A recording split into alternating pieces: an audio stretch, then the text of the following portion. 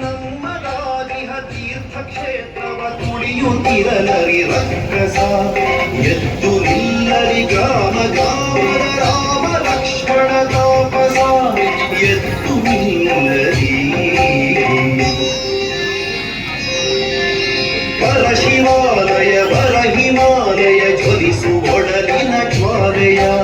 ಹಿರಿಮೆ ಮಹಿಮೆಯ ಓನಗಾದಿವ ದಹಿಸು ನಾಡಿನ ವೈರಿಯ ಮೂರು ದಿಕ್ಕಿನ ಕಡಲ ಕಡಿಗೆಂದೋಡಿ ಬನ್ನಿರಿ ಬನ್ನಿರಿ